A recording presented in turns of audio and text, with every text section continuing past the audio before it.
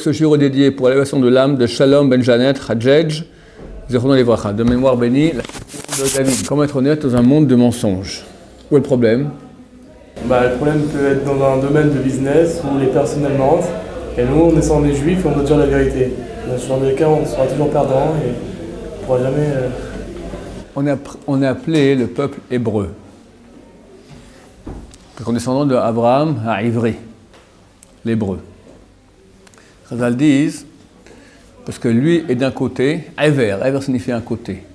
Ivri vient du mot Ever, il est d'un côté, le monde entier est de l'autre côté. Ça veut dire, Dieu nous met dans une situation, durant toute notre existence, l'existence du peuple juif, Dieu nous met toujours dans une situation où on vit en situation d'anachronie, c'est-à-dire de non-correspondance, non-adéquation avec le monde ambiant. La première chose que Dieu nous dit au Mont Sinaï, Vitemli Goy Kadosh, Goy Kadosh, vous serez un royaume de prêtres et un peuple saint. C'est quoi un peuple saint? Kadosh signifie différent, autre. Dieu, il est sacré, il est saint, c'est-à-dire il n'est pas dans notre sphère qu'on comprenne. Am Israël doit être autre, doit être différent. Dans le monde, pour gagner de l'argent, les gens mentent, un juif ne doit pas mentir. Et je m'adresse à tous ceux qui nous écoutent, parce que les gens croient que dès qu'on rentre dans la Torah, c'est manger kasher, c'est faire Shabbat et les prier, mais business is business, c'est aussi des refrains, d'accord? Business is business, si tu manges pas, tu te fais manger, il y a tout, c'est le sens de ta question. C'est archi faux. Pourquoi c'est archi faux? À un moment, laissons un peu avancer. Pourquoi c'est archi faux? Parce que Dieu gère le monde. Et ceux qui ont un peu d'expérience dans la vie savent, bien qu'ils voient ça, pas toujours ils changent à cause de ça, mais ils savent très bien que l'argent gagné de façon malhonnête, il n'y a pas de bracha, pas de bénédiction. Combien de gens, il faut, des millionnaires, ils ont fait beaucoup d'argent, de l'argent sale. Ils sont arrivés ici, rien dans les poches, rien. J'en ai comme ça des dizaines. C'est archi connu. Puisque ça, c'est écrit dans la halakha, que quelqu'un qui gagne l'argent de façon malhonnête, donc il ment, il magouille un peu, il fait ce qu'en France on appelle ça faire de la vente, d'accord? C'est donner un air cher, on dit que c'est cacher, c'est de la vente, j'ai pas menti, je fais de la vente, d'accord? Sous-entendu, c'est comme ça qu'on fait. Celui qui fait de la vente, il se nourrit de l'argent volé, son corps grandit en mal. Sa chair, sa tête, sa pensée, c'est tout tordu. Il grandit en mal. C'est pour ça que ces gens-là sont pas sous les doutes, ils sont impropres à être témoins ou dans un cas d'un tribunal ou même pour marier un homme et une femme. Pourquoi? Ce type-là, c'est un morceau de tordu. C'est un morceau de... Il y a lui, il a volé. Non, ce qu'il a volé, il a mangé. Donc, il grandit avec ça. Donc, il y a de l'énergie. C'est pas qu'il y a que la matière. La Torah te dit qu'il n'y a pas que le physique. Parce qu'aujourd'hui, la médecine reconnaît que la majorité des maladies sont psychosomatiques. Donc, elles proviennent d'un psyché, d'une source spirituelle qui agit dans le soma, qui agit dans le physique. Maintenant, l'argent que tu as pris maintenant, au niveau physique, c'est une pièce. Il n'y a pas de différence. On dit que l'argent n'a pas d'odeur, n'est-ce pas? Ça, ce sont les Rechaïm, les impies qui disent ça, que l'argent n'a pas d'odeur. La Torah dit, et comment il a une odeur? Et comment? Baba Salé, les gens venaient lui donner de l'argent. Des fois, il refusait, carrément. Pas à lui, c'est pas pour lui, l'argent c'est pour donner tzedaka. Mais après, quand on les recevait, il y avait des poches différentes. L'argent super pur, ça allait dans une poche. L'argent pur, mais pas trop, une autre. L'argent moyen, ça passe tout juste, encore une autre. Il voyait l'argent. Un jour, on lui a amené une voiture, un grand donateur, un Ferrari, mais presque, d'accord. Elle dit, je ne roule pas dans une voiture qui roule Shabbat. Et voilà. Mais je comprends pas. La voiture, c'est la voiture. Peu importe, elle a roulé Shabbat ou pas. La Torah dit que chaque chose physique, elle a une source spirituelle. Ce que dit la physique actuelle. Qu'est-ce que la physique? Elle dit, maintenant, je vois une table. Un petit enfant, il croit que c'est une table. On dit, il y a matière et il y a spirituel. Mais mon cher, la table, elle est faite de quoi? d'atomes. Les atomes sont faits de quoi? D'un noyau, lui-même composé de protons et de neutrons, et d'électrons qui tournent très très loin. Si le noyau est grand comme mon poing, proportionnellement, les électrons tournent à 2 km. Donc un atome, c'est un grand vide. Et maintenant, même le noyau, donc les protons et les neutrons, et les électrons, on ne sait même pas si c'est de la matière. On pense que c'est que d'énergie. Mais admettons même que c'est de la matière. D'accord? Donc je prends toute la matière de cette table. Si la pomme, c'est la matière, il y a 2 km de vide. 2 km. C'est une proportion de combien? Un matheux, quelqu'un ici? 10 cm sur 2 km. Combien ça nous fait? 10 cm par rapport à 2 km.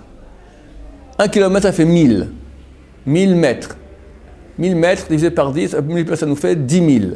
10 000 fois 20, 200 000. 1 sur 200 000. C'est-à-dire que si je prends toute la matière de moi, par exemple, 200 000 de vie. Hein, je suis là, 1 mètre, après, je ne sais plus combien, d'accord, enfin une certaine mesure, un certain poids, je suis là, d'accord. La matière de moi, en vrai, c'est 1/200 millième. Je veux dire, pas visible à l'œil nu. Ne souffle pas, Roncha, il part. Ouais, il est où? Perdu.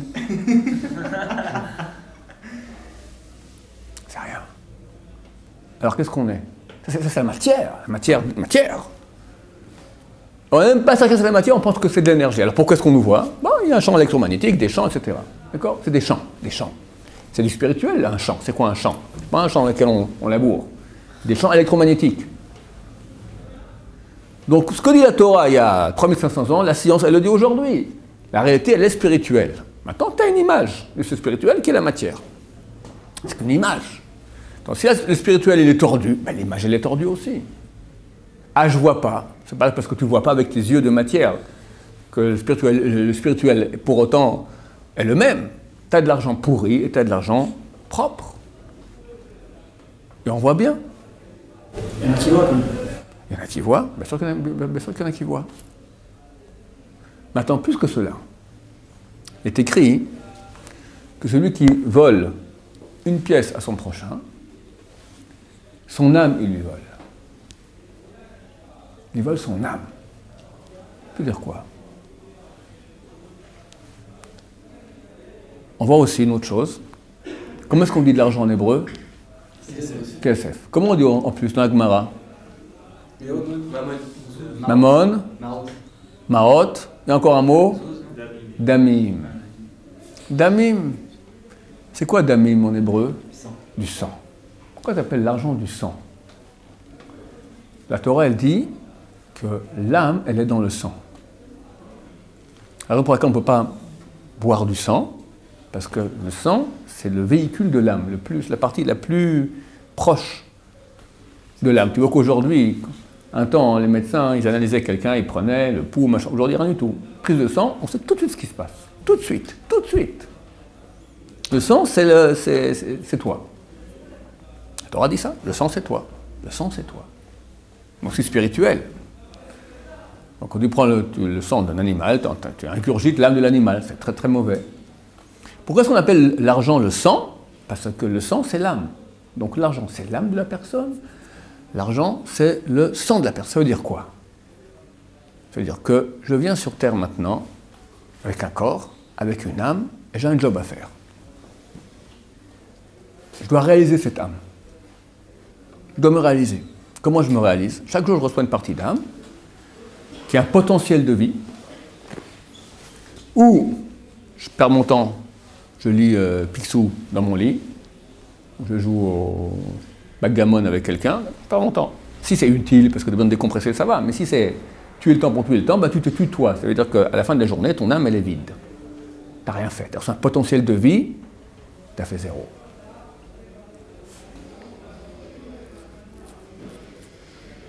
Le but de la vie, c'est d'arriver à réaliser tout, au maximum. Maintenant, il n'y a pas que mon âme qui possède donc ces étincelles de vie. Il y a aussi tous les outils dont j'ai besoin pour me réaliser. C'est quoi mes outils? Mon corps, par exemple, et mes biens.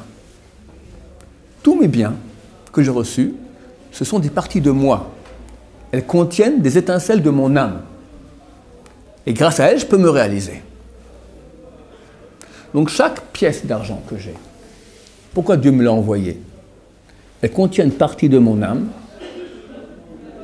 Et grâce à elle, maintenant, je peux me réaliser ou pas. Je peux prendre une pièce d'argent maintenant, acheter un pétard. Là, j'ai tué mon âme. J'ai pris une partie de mon âme que j'ai bêtement brûlée. Je peux maintenant donner ça à un pauvre. Payer une yeshiva pour qu'il y ait de la Torah avec. Me nourrir, d'accord, faire des choses qui sont intelligentes, constructives. C'est des parties de moi. Si je vends maintenant une pièce, j'achète maintenant un livre, je donne une pièce. Alors, c'est pas que j'ai pris maintenant dans le livre l'âme du vendeur et lui, il a pris maintenant une partie de mon âme. Quand on fait une vente, alors la partie spirituelle, tac, elle saute de la pièce sur le livre. Le livre devient ma propriété. Donc maintenant, c'est une partie de mon âme aussi. Tout ce que j'ai comme bien aussi, c'est des parties de moi. Si maintenant, j'ai pris de l'argent de façon non honnête ou spirituelle, la partie de l'âme de la personne n'a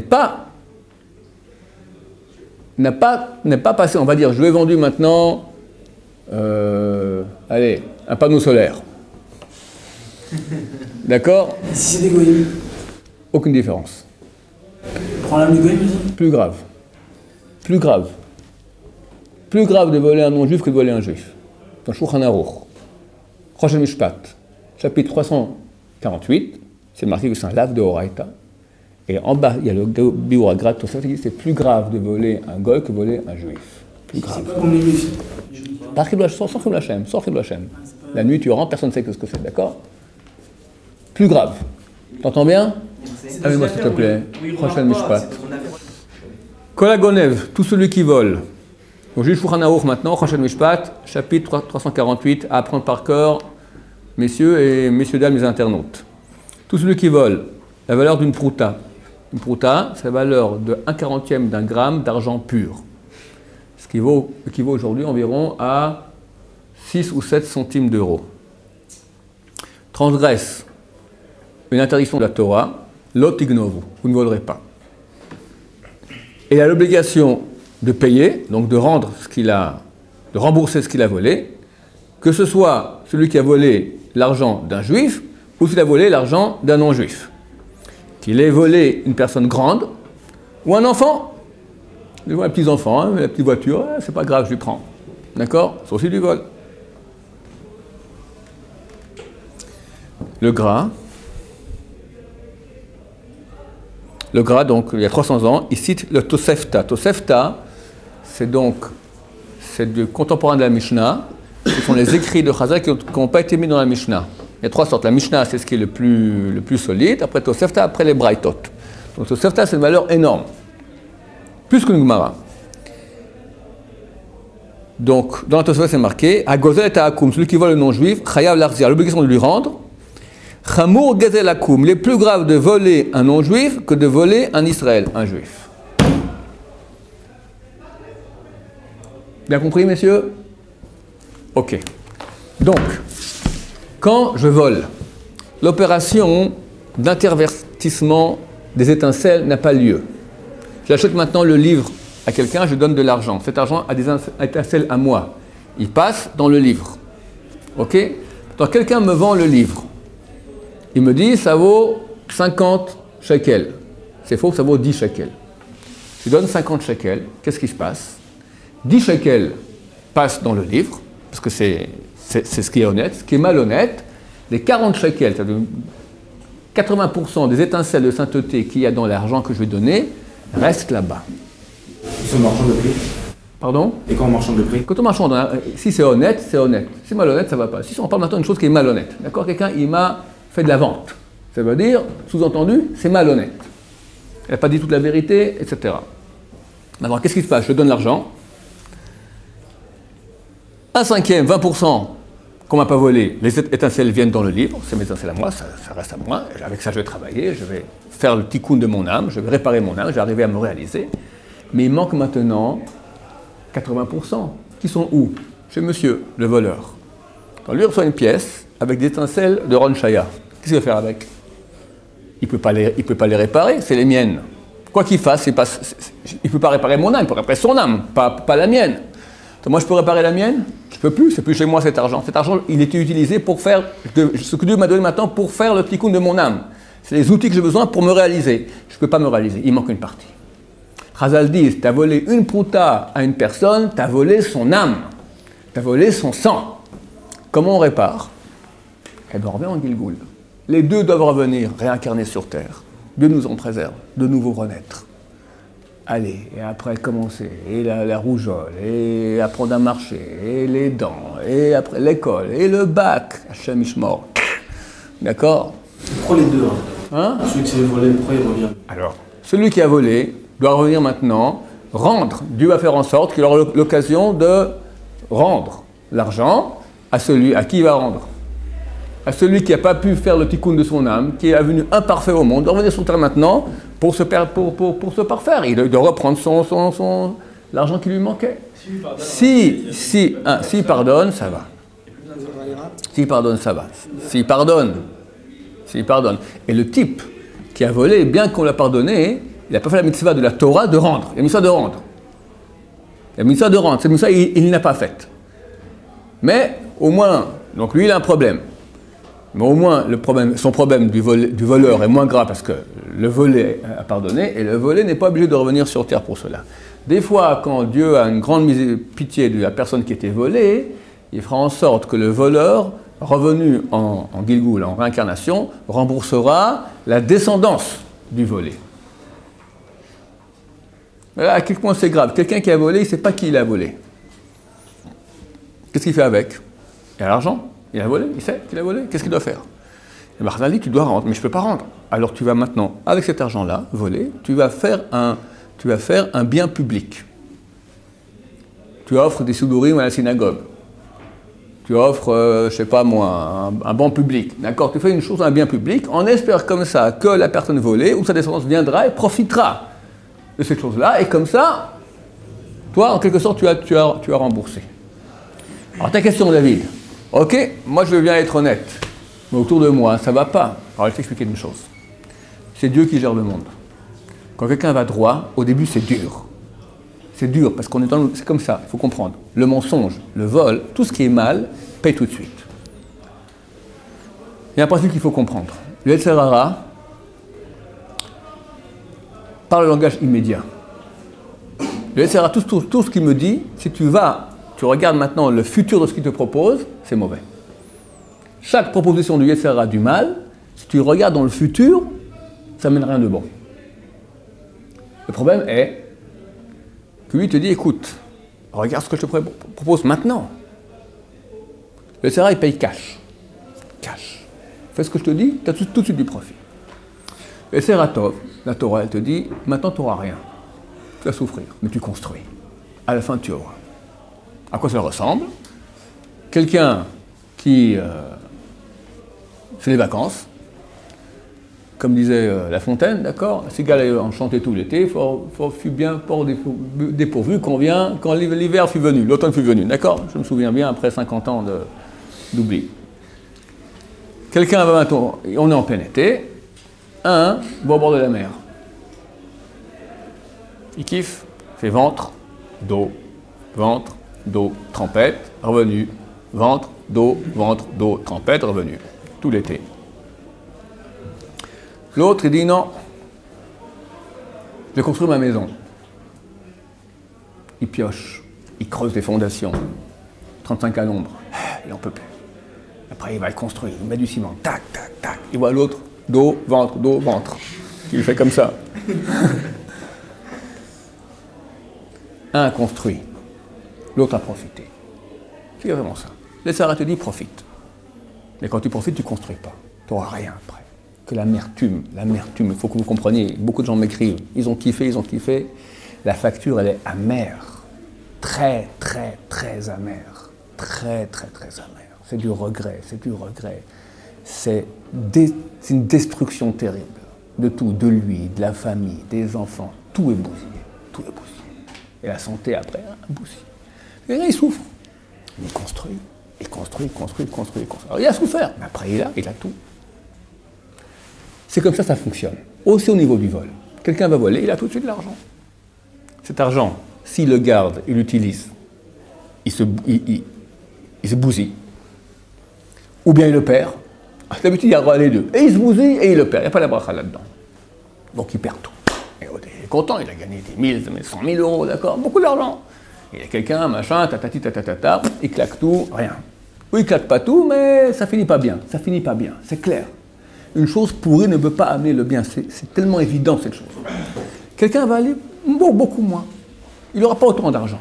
Mais ce qu'il a, c'est pur. Pur, ça veut dire que c'est éternel. Ça contient des étincelles saintes de Dieu. Dieu, il est éternel. Les étincelles de vie, c'est la divinité, c'est des choses qui sont éternelles. Donc il construit peu, mais du divin, de l'éternel.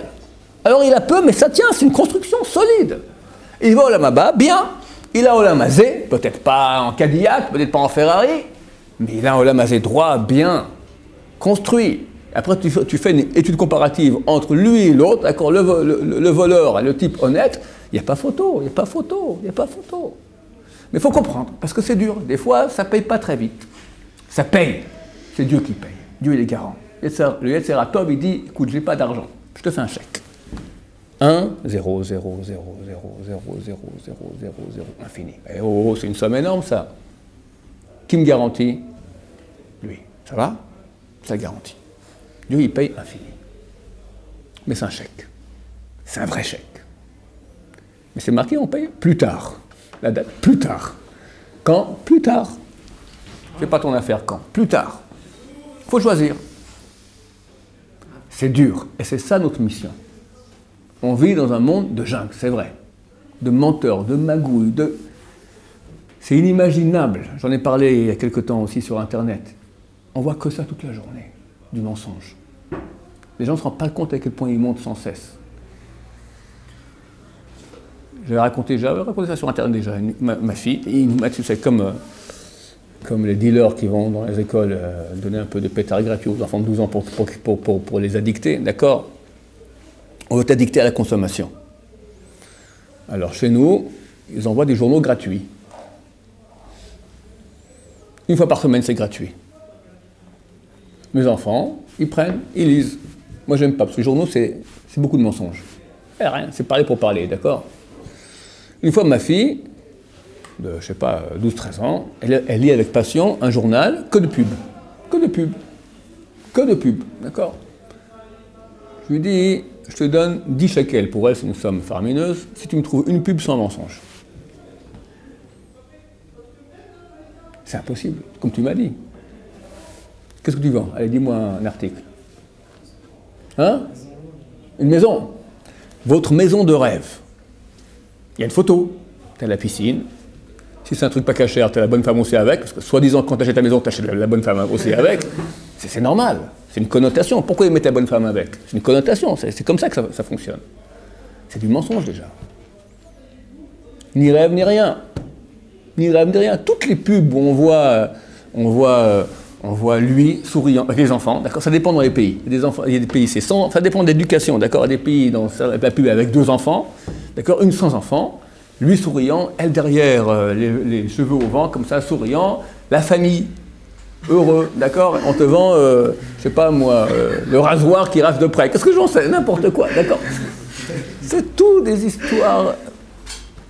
J'avais parlé aussi à l'époque, aussi sur Internet. Je roulais en voiture, j'ai vu. C'est les Peugeot ou les Renault? Les Renault. C'est quoi la pub de Renault? Vous aimez un truc? Je vais jamais au garage. Je vais jamais au garage, tout comme ça. Je vais jamais au garage. Il y avait une pub ici en Israël, c'est peut-être différent qu'en France. Je vais jamais au garage.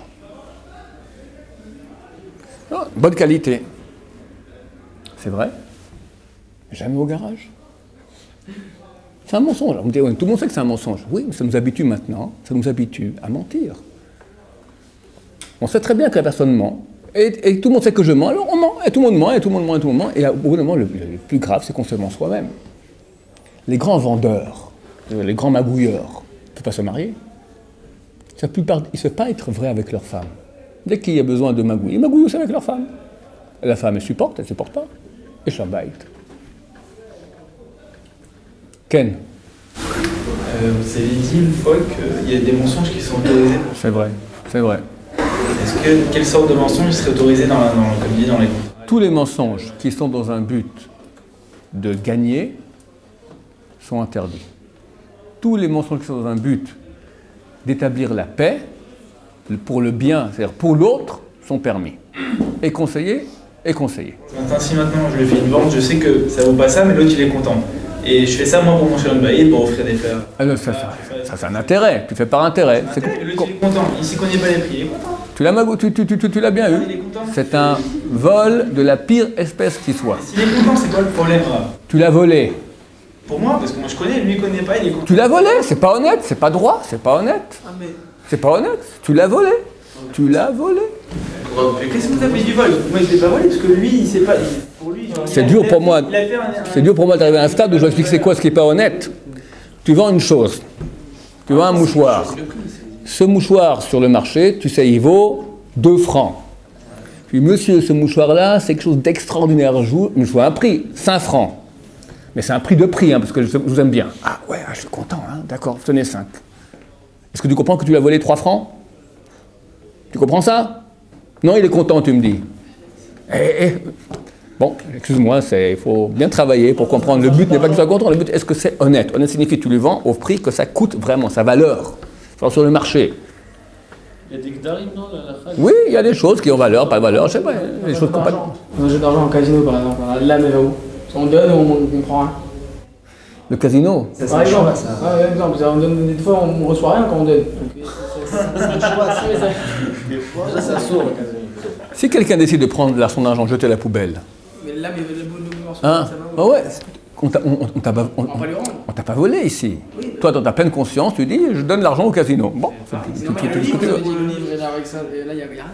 mais je dis, tant que c'est honnête, ça veut dire que c'est quoi honnête? C'est-à-dire toi maintenant, quand tu décides qu'une partie de ton âme, tu la jettes.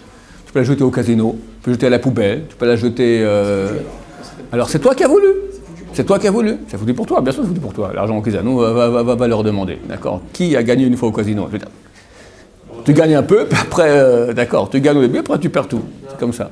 Oui. Vous avez donné le cas de la maison qui a acheté, où elle vole s'il y a une visite. Sur le D'accord. marché, il n'y a pas de vol. Je suis d'accord. Je n'ai pas dit que c'est du vol. J'ai dit que la pub, elle est mensongère. La pub, elle t'attire en te disant des arguments qui sont faux. Une maison de rêve. Non. Peut-être. Réalisez vos rêves. Je sais pas. C'est pas vrai.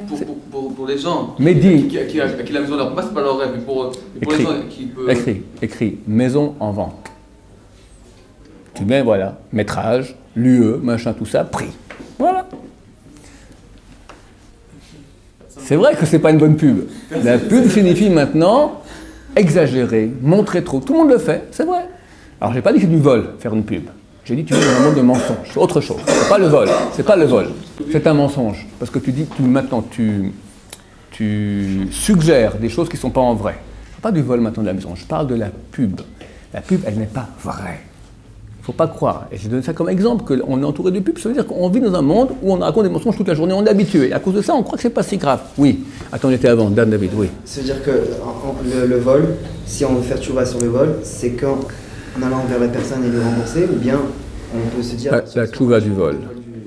Plus de vol La tchouva, il y a plusieurs choses. Quand on fait du vol, il faut faire trois choses. Il faut rendre. Il faut que la personne qui a été volée, si elle a su qu'elle a été volée, si tu rends et il n'a pas su qu'on l'a volé, on l'a rendu, ça va. Mais si il a su, il faut qu'il te pardonne. Qu'il te pardonne le tsar, la peine qu'il a eue. Donc on doit se faire excuser. Il faut toujours par rapport à Dieu. Dire Dieu, j'ai volé, je regrette et je ne fais plus jamais ça. Si tu as fait tout ça, c'est réparé. Sinon ça ne marche pas. Ça marche qu'à moitié. Évidemment, on peut pas toujours tout. On ne sait pas qui on a volé, etc. Bon, on fera le maximum. Oui. Si on a volé une personne mais on s'est dit qu'on ne la verra plus jamais, quand on était jeune, quoi, quand on était petit, que ce soit une voiture, on a... Comme je dis, tu fais un bien public. Tu sais qui c'est? Si tu sais que tu peux le retrouver, tu dois prendre l'avion à lui rendre. Tu ne sais pas, bien public. Et j'ai une question, est-ce que quand on doit acheter des livres, on doit acheter, payer la somme qu'on a volée? J'ai l'impression que j'ai la somme, l'objet que je lui ai volé vaut 1 million. Je dois acheter pour 1 million de livres? Ah oui, bien sûr. Bien sûr. Bien sûr. Quelqu'un l'a volé pour 1 million, il doit faire un bien public pour 1 million. Pas 1 franc de bien public et puis... C'est bon? Baruch Adonai, Amen.